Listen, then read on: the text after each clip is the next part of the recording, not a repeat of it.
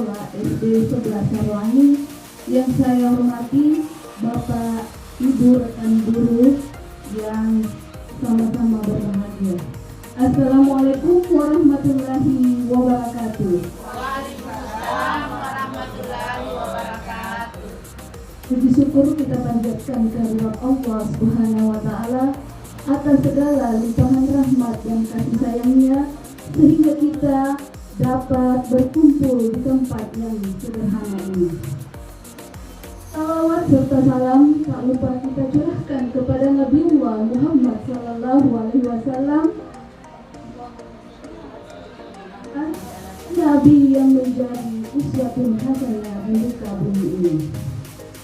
Baik, pada hari ini saya akan disimulasikan menyebarkan pemahaman dan penerapan pengalaman budaya positif.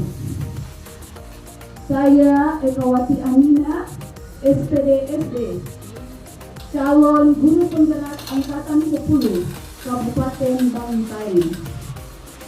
Ya, sebelumnya saya mau tanya dulu tentang budaya positif. Bapak Ibu biasa dengar kata budaya positif?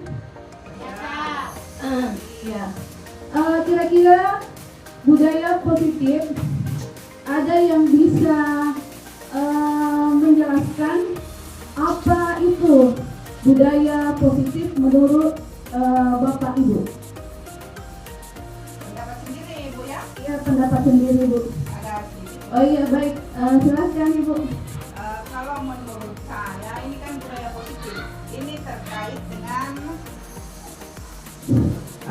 dengan penanaman karakter kepada peserta didik, yang mana budaya positif itu dikaitkan dengan kebiasaan-kebiasaan baik yang diusahakan dimiliki oleh peserta didik kita. Di dalam hal ini terkait dengan proses pembelajaran, apa-apa yang mereka bisa lakukan yang sifatnya itu positif, yang sifatnya baik.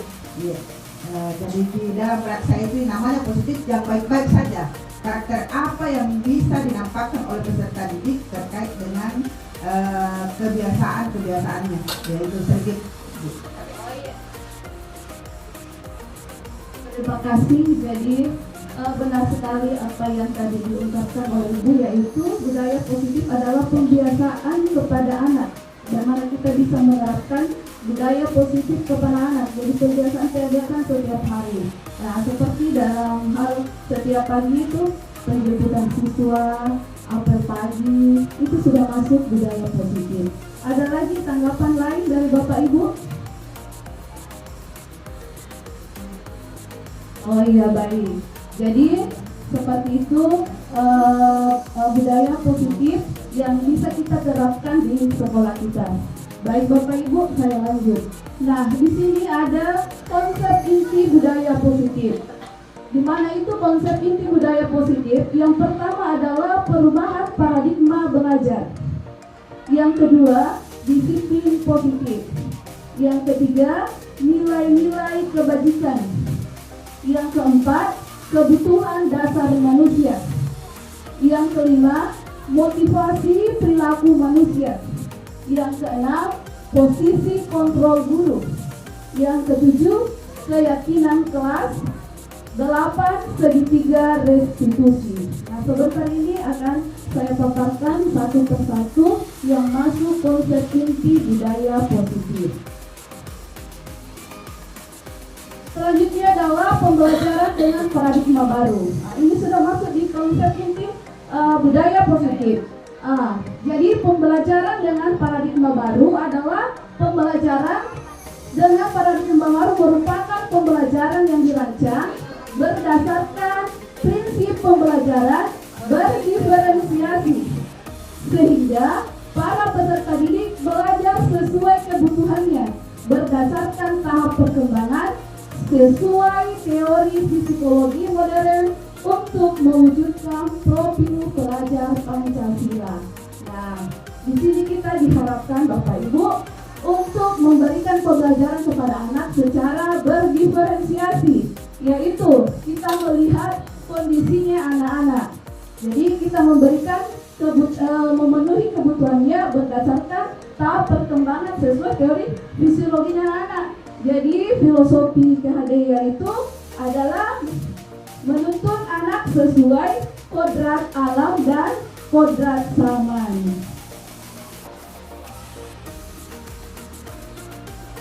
Selanjutnya adalah miskonsepsi dengan teori kontrol. Nah, yang pertama yaitu ilusi guru mengontrol murid. Yang kedua, ilusi bahwa semua penguatan positif efektif dan bermanfaat. Selanjutnya adalah ilusi bahwa kritik dan membuat rasa bersalah mampu memuatkan karakter. Selanjutnya, ilusi bahwa orang dewasa berhak memaksa. Nah, di sini ilusi guru mengontrol murid. Jadi kita sebagai pendidik harus mengontrol siswa-siswa tak. Jangan sampai ada yang melakukan tindak kekerasan atau bully kepada teman-temannya. Nah, dia masuk di sini. Yang kedua yaitu semua penguatan positif efektif dan bermanfaat. Jadi pembiasaan yang biasa kita lakukan di sekolah seperti penjemputan siswa, di mana yang terangkum adalah 5S: senyum, sapa, salah, sopan, dan santun. Ya, ini pembiasaan yang biasa kita lakukan setiap hari, yaitu pada saat penjemputan siswa. Jadi anak juga itu merasa dihargai kalau bapak dan ibu gurunya ada menjemput di depan. Nah, ini sudah pembiasaan atau budaya positif yang bisa kita terapkan kepada siswa kita. Kritik dan membuat rasa bersalah mampu menguatkan karakter. Nah, kalau ada anak siswata yang melakukan kesalahan yang dianggap melakukan pelanggaran karakter, jangan serta-merta kita langsung memberikan hukuman, tetapi bisa kita mengajak dia dulu berdiskusi, memanggil siswa tersebut, menanyakan alasan sehingga mereka melakukan kesalahan seperti itu. Orang dewasa berhak memaksa. Di sini maksudnya memaksakan bukan untuk melakukan yang kesalahan individu yang bisa menyalahkan aturan sekolah seperti itu, tapi di sini bahwa kita orang dewasa yang bisa memberikan contoh kepada siswa kita bagaimana supaya siswa bisa mencontoh kita sebagai gurunya yang membimbing dan menuntun. Selanjutnya adalah mengubah paradigma stimulus respon ke pendekatan teori kontrol. Nah, yang masuk di sini stimulus respon yang pertama adalah realitas atau kebutuhan kita. Nah, teori kontrolnya di sini adalah realitas atau kebutuhan kita berbeda. Jadi setiap individu itu mempunyai kebutuhan yang berbeda-beda. Selanjutnya adalah semua orang melihat hal yang sama. Nah, teori kontrolnya di sini adalah setiap orang memiliki gambaran berbeda. Jadi hampir sama bahwa kebutuhan manusia itu berbeda, yaitu memiliki gambaran yang berbeda. Selanjutnya, perilaku buruk dilihat sebagai suatu kesalahan. Nah, di sini semua perilaku memiliki tujuan. Jadi setiap perilaku kita yang kita lakukan pasti memiliki tujuan tertentu sehingga kita melakukan seperti itu. Selanjutnya adalah orang lain bisa mengontrol saya. Teori kontrolnya di sini adalah hanya Anda yang bisa mengontrol diri Anda. Iya, apabila kita melakukan kesalahan tidak sengaja, pasti yang bisa mengontrol diri kita adalah kita sendiri, bukan orang lain. Walaupun kita diberikan katanya nasihat jangan melakukan seperti ini, tetapi kalau dalam hati kita tidak setuju, berarti harus diri kita yang meyakinkan bahwa yang saya lakukan adalah salah. Jadi ini masuk dalam pengontrolan diri. Selanjutnya adalah saya bisa mengontrol orang lain.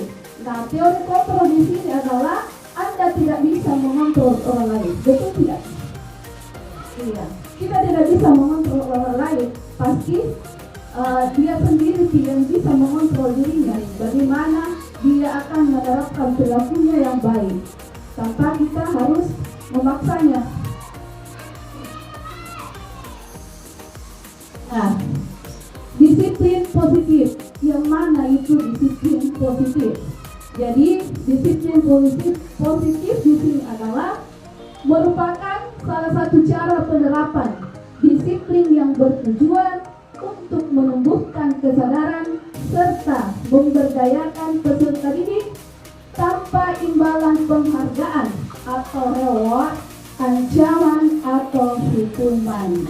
Ya, seperti inilah pengertian dari disiplin positif. Jadi cara penerapan, cara kita untuk menerapkan disiplin kepada anak-anak kita tanpa harus ada imbalan atau dijanji, dan jangan melakukan seperti ini. Kalau tidak melakukan seperti ini, ibu kasih hadiah. Ya, tidak seperti itu. Jadi disiplin positif itu tanpa anak-anak itu diiming hadiah. Jadi dia sendiri yang melakukan. Apabila dia melakukan kesalahan, maka kita yang bisa memberikan dia bimbingan tanpa harus menjanji imbalan. Contohnya seperti ini, anak-anak kita ada yang berkelahi, kita larang, jangan lagi lakukan seperti itu, jangan berkelahi. Nanti ibu kasih hadiah kalau tidak lakukan lagi. Nah, kapan-kapan nantinya kalau tidak dikasih hadiah anak-anak, pasti melakukan lagi kesalahan. Iya, jadi seperti itu. Selanjutnya adalah sebagai pendidik, tujuan kita adalah menciptakan peserta didik yang memiliki disiplin diri, sehingga mereka berperilaku mengacu kepada nilai-nilai kebajikan universal dan memiliki motivasi intrinsik dalam perubahan perilaku ke arah yang lebih baik. Di sini adalah kita sebagai pendidik harus menciptakan kita dulu yang memberikan contoh kepada anak didik kita, memberikan bagaimana itu disiplin. Ya, contohnya menaati peraturan sekolah. Nah, karena pasti kita yang dilihat oleh siswa-siswi kita. Jadi guru adalah menjadi panutan yang memiliki motivasi intrinsik, artinya kita memiliki motivasi dalam diri kita tanpa ada paksaan dari orang lain. Nah, di sini adalah nilai-nilai kebajikan. Nilai yang disepakati bersama lepas dari suku bangsa, agama, bahasa maupun latar belakangnya. Nilai kebajikan yang terdapat pada profil pelajar Pancasila. Yang mana itu? Bapak Ibu pasti sudah tahu nilai yang terkandung pada profil pelajar Pancasila, yaitu beriman dan bertakwa kepada Tuhan yang Maha Esa dan berakhlak mulia, berkebinekaan global, gotong royong, mandiri, kreatif, dan bernalar kritis. Ini pembiasaan sudah biasa kita lakukan di sekolah kita.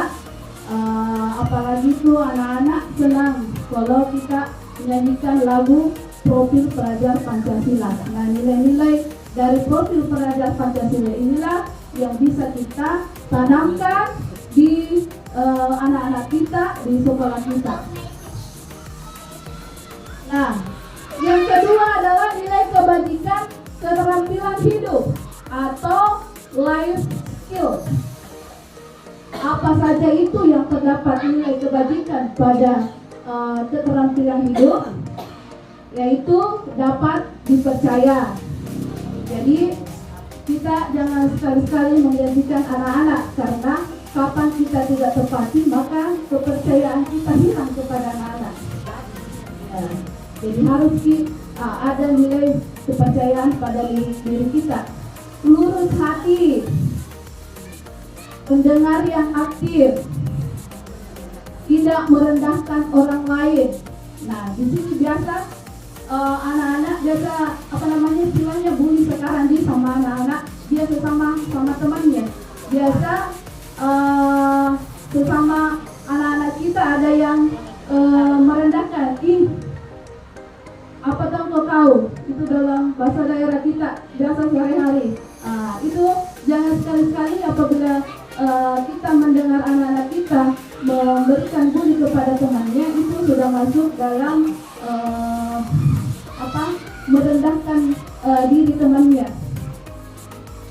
Memberikan yang terbaik dari kita. Nah, kita harus memberikan yang terbaik kepada siswa kita, karena kita adalah pendidik, orang tua kedua dari orang tuanya di rumah. Jadi di sekolah kita itu adalah kita guru, pendidik adalah orang tuanya siswa kita. Kita yang menjadi pengganti orang tua anak-anak kita yang ada di rumah. Jadi guru adalah orang tua kedua di sekolah selain di rumahnya. Selanjutnya adalah kebutuhan dasar manusia.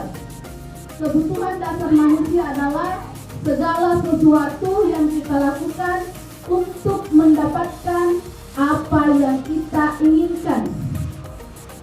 Seluruh tindakan yang kita lakukan memiliki tujuan tertentu, dan semua usaha terbaik yang kita lakukan adalah dalam rangka agar kebutuhan dasar kita terpenuhi dengan baik. Jadi ini masuk kebutuhan dasar manusia. Segala yang kita lakukan berarti itu kebutuhan tak, sehingga kita melakukan itu. Yang mana masuk dalam kebutuhan dasar manusia? Jadi ada 5 kebutuhan dasar manusia. Yang pertama adalah bertahan hidup. Yang mana yang dimaksud dengan bertahan hidup? Yang mana cakupannya bertahan hidup? Yang pertama adalah makanan. Jadi manusia itu membutuhkan makanan. Tanpa makanan, manusia tidak bisa hidup. Pakaian. Ini juga pakaian, kebutuhan tak. Pasti kalau ada orang yang tidak memakai baju, celana, orang beranggapan dia lain-lain itu masih sudah orang gila, karena dia tidak sadar akan kebutuhan hidupnya. Selanjutnya adalah tempat tinggal. Yang mana di sini tempat tinggal? Ya, tempat tinggal kita, rumah. Keamanan, kita juga butuh keamanan. Tanpa keamanan, ya orang pasti gelisah. Jadi di lingkungan tempat tinggal kita butuh juga keamanan. Di sekolah juga kita butuh keamanan. Kesehatan, ini juga sangat penting. Karena kalau kita tidak sehat, kita tidak bisa melakukan aktivitas apapun. Jadi walaupun kita mau bekerja, tetapi kesehatan kita terganggu, pasti kita tidak bisa melaksanakan aktivitas apapun karena kesehatan kita terganggu. Selanjutnya adalah rasa kasih sayang dan rasa diterima. Yang mana cakupannya di sini adalah rasa diterima, dipedulikan, berbagi, kerjasama, menjadi bagian dalam kelompok.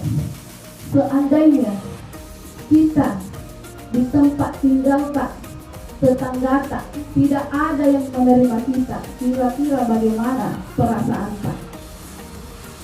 Ya, pasti enak. dimusuhi. Nah, jadi enak-enaknya kalau ada rasa kasih sayang dan rasa diterima. Di sekolah juga, biar kita ceritanya mau melakukan sesuatu tapi teman kita tidak merespon, artinya kita tidak diterima, kegiatan kita tidak diterima. Ya seperti itu, dalam cakupan rasa kasih sayang dan rasa diterima, dipedulikan. Coba bagi kita melakukan sesuatu tapi orang cuek, tidak dipedulikan, pasti kita juga merasai, kenapa ini saya tidak terima. Berarti kita harus mengoreksi diri kita. Berbagi, ya dalam berbagi banyak di sini, berbagi ilmu. Kalau di tetangga di sekolah itu ya berbagi ilmu, apalagi ada di Kombel. Kalau di rumah kita ya bisa berbagi makanan kepada tetangga kita apabila kita mempunyai makanan yang lebih.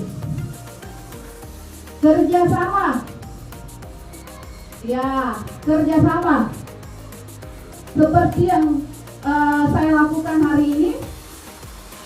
Seandainya teman bapak ibu tidak mau saya ajak kerjasama, maka diseminasi yang saya lakukan hari ini pasti tidak bisa terlaksana. Kalau saya sendiri mau tanpa ada dukungan dari bapak ibu, ya pasti saya tidak bisa laksanakan. Jadi sama juga di siswa-siswa kita diajak anak-anak untuk bekerja sama. Bagaimana itu? Ya dalam pengerjaan tugas kelompok kita bisa lihat anak-anak bisa bekerja sama atau berkolaborasi dengan teman kelompoknya. Selanjutnya adalah penguasaan. Penguasaan di sini masuk dalam harga diri, keinginan untuk dianggap pemimpin, berprestasi, diakui dan didengar. Ya, harga diri di sini, keinginan untuk dianggap pemimpin. Ya, terutama kita guru menjadi pemimpin pembelajaran bagi murid-murid kita. Berprestasi. Berprestasi di sini kita bisa anak-anak tak mendidik supaya anak-anak kita bisa berprestasi, diakui, didengar. Selanjutnya adalah kebebasan, yang mana cakupan kebebasan di sini adalah mandiri, memiliki pilihan, mencoba hal baru, mampu mengendalikan arah dirinya. Yang kelima adalah kesenangan. Nah ini mungkin pasti manusia membutuhkan kesenangan. Ya. Bermain, humor, antusiasme, tertawa. Jadi anak-anak pada saat jam istirahat berikan waktu kepada siswa kita untuk beristirahat, bermain dengan temannya. Ya, humor. Sekali-sekali kita memberikan humoris kepada anak-anak kita pada saat jam pembelajaran supaya anak-anak itu tidak merasa tertekan pada saat menerima pelajaran. Antusiasme, bagaimana kita memberikan respon positif supaya anak-anak itu bisa lebih bersemangat, atau kita berikan breaking kepada siswa supaya apabila kita lihat anak-anak tadi capek dalam proses pembelajaran, bisa kita arahkan dulu untuk breaking supaya anak-anak itu lebih semangat lagi untuk belajar. Ya, tertawa. Jadi tertawa itu tidak dilarang sepanjang dalam batas kewajaran. Jadi supaya anak-anak itu tidak senang, jangan terlalu serius dalam menerima pelajaran. Ya, ada namanya serius tapi santai. Jadi ada umpan dari siswa bahwasanya gurunya ini tidak terlalu ditekan menerima pelajaran. Selanjutnya adalah motivasi perilaku manusia. Nah, motivasi perilaku manusia di sini adalah untuk menghindari ketidaknyamanan atau hukuman. Yang kedua adalah untuk mendapatkan imbalan penghargaan dari orang lain. Ini masuk dalam motivasi ekstrinsik. Selanjutnya motivasi intrinsik. Yang mana masuk dalam motivasi intrinsik adalah untuk menjadi orang yang mereka inginkan dan menghargai diri sendiri dengan nilai-nilai yang mereka percaya. Nah, ada di sini 3 hukuman, konsekuensi, restitusi. Yang mana masuk hukuman? Hukuman di sini yaitu tidak terencana atau tiba-tiba. Tiba-tiba murid tidak tahu apa yang akan terjadi atau tidak dilibatkan. Selanjutnya adalah bersifat satu arah. Yang ketiga berupa hukuman fisik atau psikis. Konsekuensi yang pertama adalah terencana atau disepakati sesuai peraturan. Yang kedua, murid tetap dibuat tidak nyaman. Yang ketiga, sikap guru selalu memonitor murid. Restitusi. Yang pertama adalah proses menciptakan kondisi bagi murid untuk memperbaiki kesalahan-kesalahan. Yang kedua, proses kolaboratif yang mengajarkan murid untuk mencari solusi sendiri. Nah, di sini ada 5 posisi kontrol guru. Yang pertama adalah penghukum. Yang kedua, pembuat merasa bersalah. Yang ketiga, teman. Yang keempat, pemantau. Yang kelima adalah manajer. Nah, di mana itu 5 posisi kontrol guru? Ya, ada contoh penerapan 5 posisi kontrol guru. Contoh di sini kasusnya adalah siswa tidak memakai atribut lengkap saat upacara bendera. Nah, apabila anak-anak kita ada yang tidak menggunakan atribut lengkap pada saat upacara bendera, kita memberikan atau menyuruh anak hormat kepada bendera selama 1 jam, berarti itu adalah masuk hukuman. Jadi kita masuk penghukum. Yang mana itu contoh pembuat merasa bersalah? Contohnya, kita ucapkan pada siswa, berapa kali Bapak Ibu harus memberitahu kamu selalu saja mengecewakan Bapak Ibu. Nah, berarti kita sudah membuat anak itu merasa bersalah. Yang mana masuk di posisi kontrol teman? Ayo dong, ikuti aturan sekolah. Tolong bantu Bapak Ibu ya, sekali ini. Ya sudah, tidak apa-apa. Lain kali jangan sampai berbuat seperti ini lagi ya. Nah, ini kita berada di posisi sebagai teman. Kata-kata kalimatnya ini seperti ini, yang masuk dengan posisi kontrol guru adalah sebagai teman. Yang mana kita masuk posisi guru pemantau. Ya, kamu sudah melanggar peraturan sekolah. Kamu tahu konsekuensinya. Nah, setelah upacara, kamu beri atributnya ke koperasi dan jangan diulang lagi. Ini masuk posisi kontrol guru sebagai pemantau. Yang mana posisi guru sebagai manajer? Apakah kamu tahu kesalahanmu? Kira-kira bagaimana kamu memperbaiki kesalahanmu? Nah, Bapak Ibu, kira-kira dalam kelima posisi kontrol guru ini, yang mana yang bisa kita gunakan kita sebagai guru?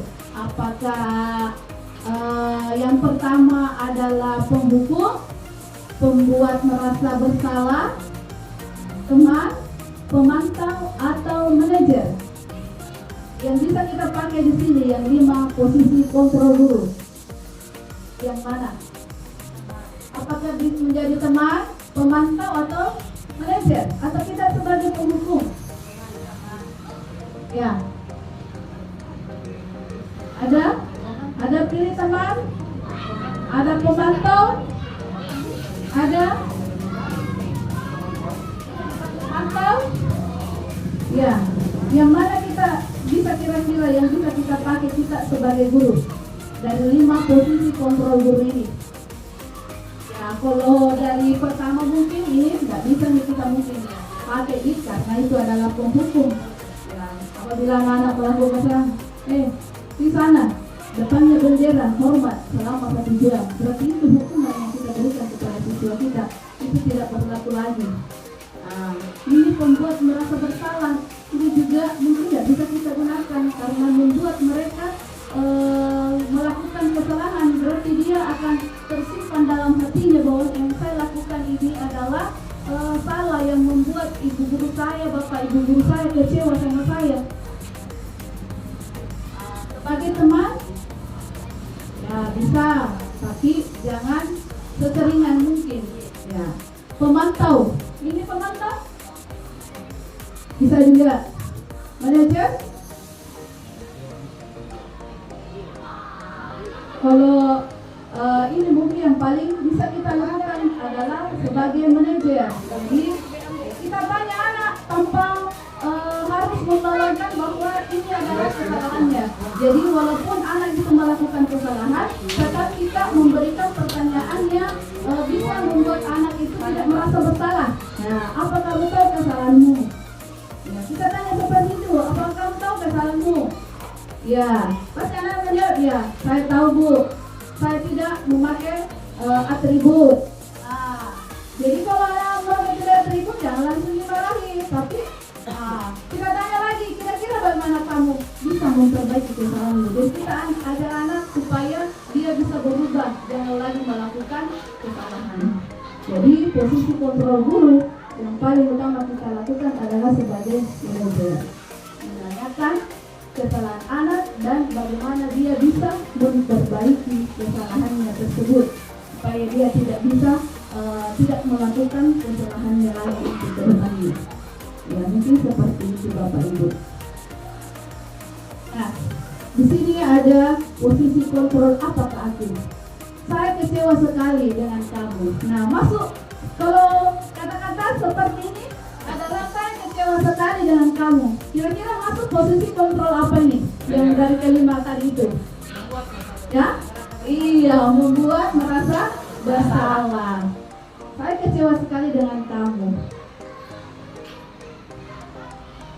Selanjutnya adalah posisi kontrol apakah aku? Kamu tidak pernah benar melakukannya. Berarti ya, di antara yang 5 posisi kontrol tadi yaitu penghukum, pembuat merasa bersalah, teman, pemantau, manajer. Kamu tidak pernah benar melakukannya. Berarti masuk apa dia? Dalam posisi 5 kontrol dulu.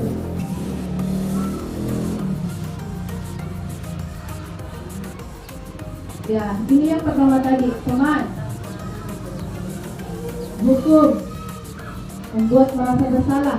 Kamu selalu mengecewakan ibu, berarti itu kita membuat merasa bersalah. Di sini, ayo dong, setiap surat sekolah. Tolong bantu Bapak Ibu ya, sekali ini saja. Berikutnya masalah apa tadi tuh? Kalimat yang kedua. Manajer apa ini? Kamu tidak pernah benar melakukannya. Maksud?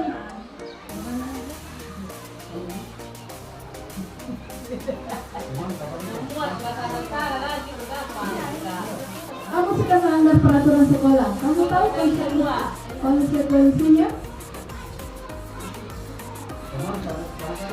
Ya. Manajer apa jenis kecil? Revisi kontrol ya. Membuat merasa bersalah.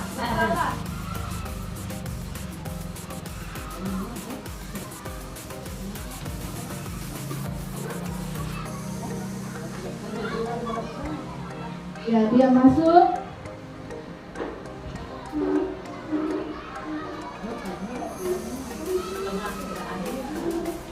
Nih, kamu tidak pernah melakukannya.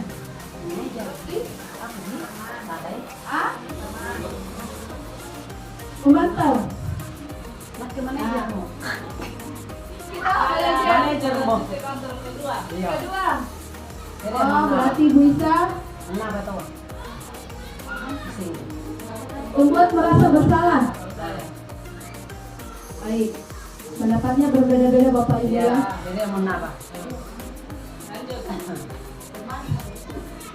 Sini deh. Karena kita puji bagi boleh. Selanjutnya adalah apa rencanamu tentang menyelesaikan masalah ini? Dia masuk posisi nomor apa? Hah? Ada teman, ada manajer. Manajer tuh kamu iya di. Ya, apa rencanamu untuk menyelesaikan masalah ini? Kita tanyakan seperti itu kepada siswa. Berarti dia masuk manajer.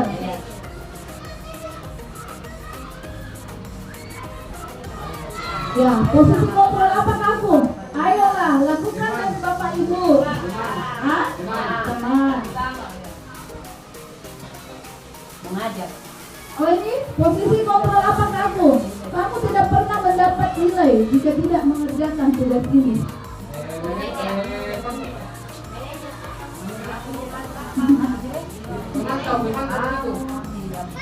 Ya, kamu tidak pernah mendapat nilai jika tidak mengerjakan tugas. Yang masuk posisi kontrol apa?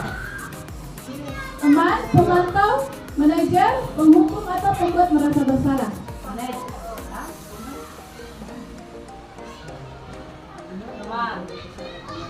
Teman, pemantau, manajer.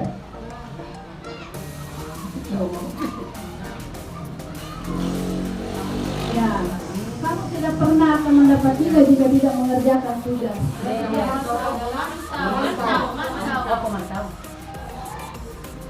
Bapak Ibu, sudah paham tentang 5 kontrol guru? Penghukum, pembuat merasa bersalah, teman, manajer, apa lagi? 1? Iya. Pemantau. Jadi 5 posisi kontrol guru itu yang bisa kita gunakan pada siswa kita. Yang pertama, kita bisa memilihnya yang mana masuk apabila kita melakukan dari 5 kontrol guru itu. Yang masuk pertama adalah penghukum, pembuat merasa bersalah, teman, pemantau, manajer. Jadi harus kita terapkan pada diri kita yang mana yang akan kita lakukan.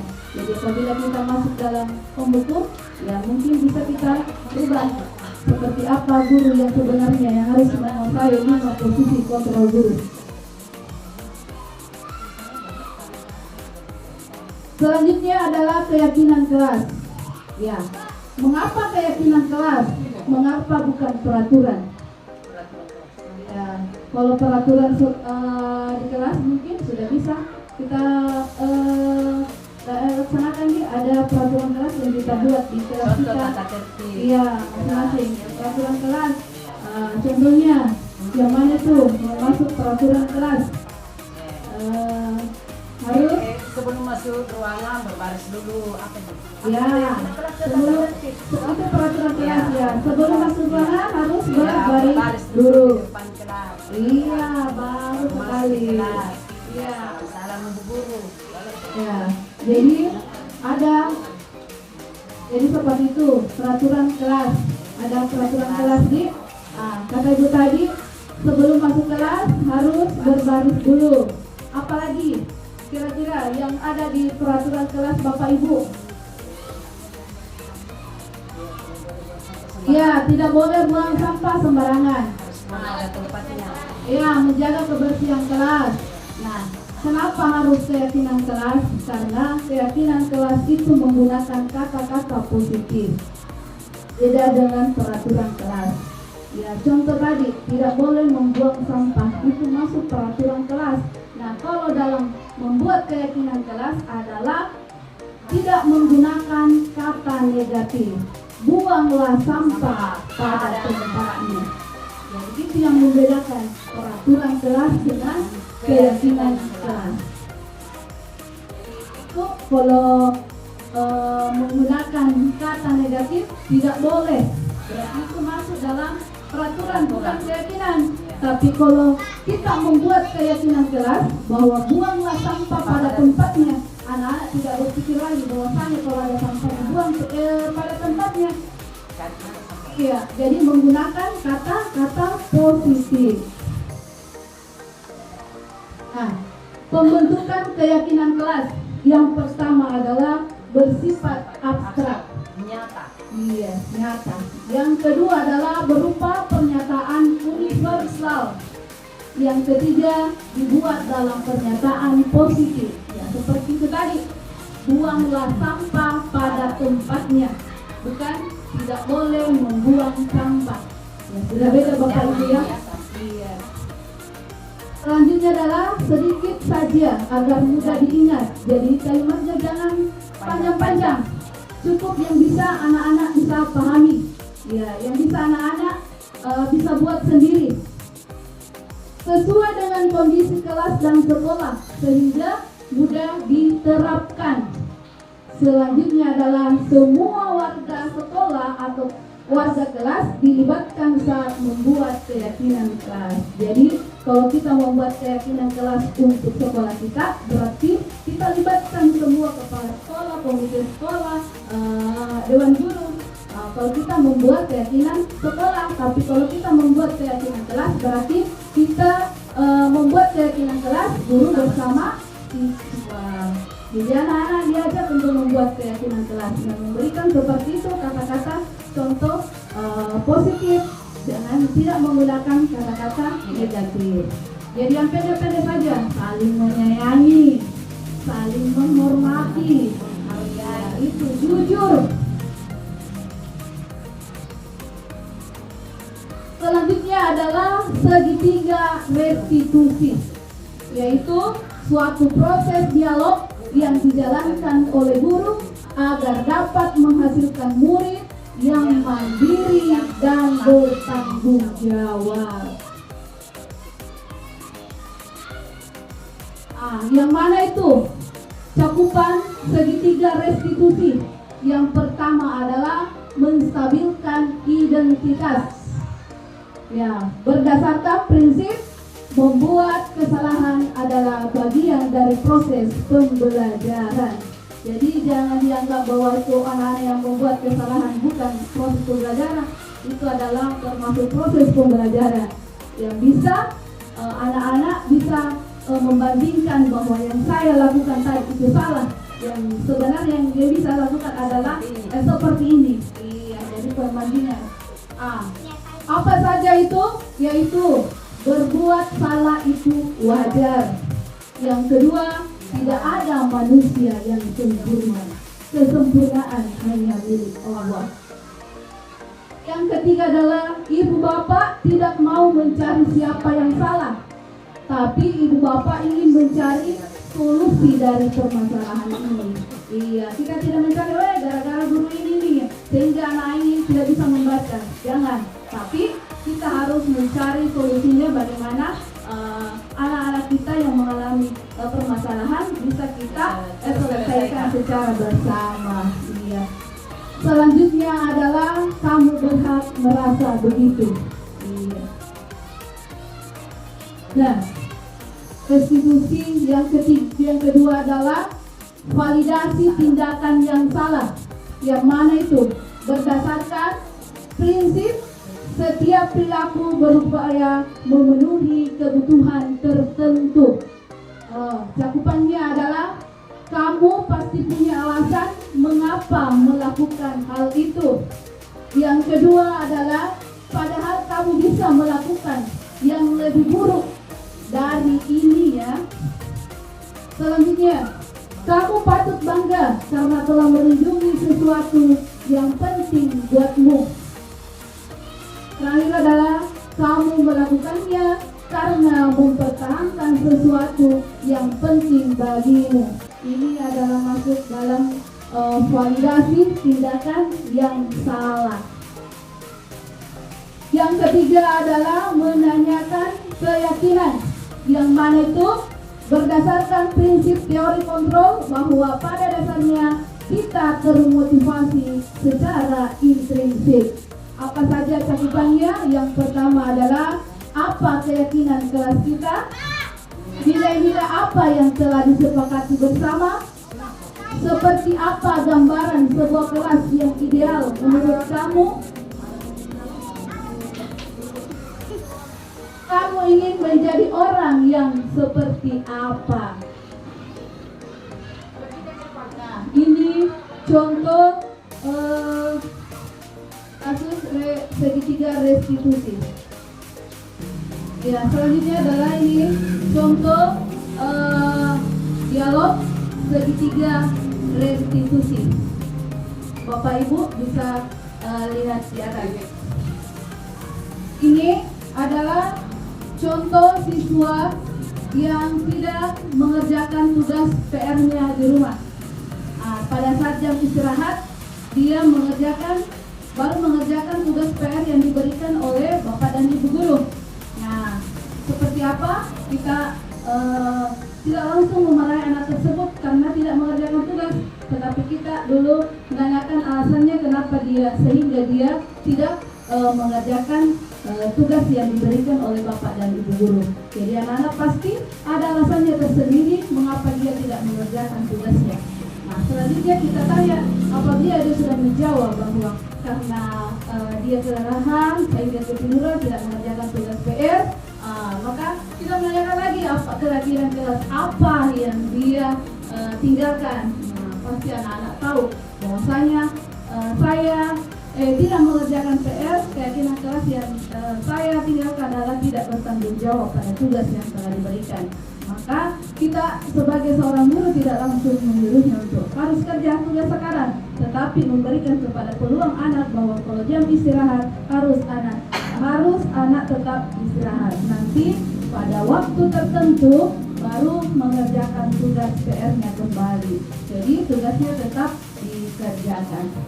Nah, terakhir adalah penutup dalam penerapan program disiplin positif. Hendaknya guru memiliki standar kepribadian, profesional, dan sosial yang baik, di mana guru mampu merefleksi diri dalam proses kontrol. Nah, saat ini bagaimana perjalanan dirinya sebagai among atau manajer yang menuntun murid-muridnya menjadi insan yang mandiri, merdeka, dan bertanggung jawab. Ini sesuai dengan standar nasional pendidikan. Baik Bapak Ibu guru yang hebat, terima kasih atas waktu yang diberikan kepada saya, sehingga pada hari ini saya bisa memaparkan budaya positif dengan saya ucapkan sekali lagi terima kasih atas waktu dan kesempatan yang diberikan kepada saya. Saya akhiri dengan ucapan wabillahi taufiq wal hidayah. Wassalamualaikum warahmatullahi wabarakatuh.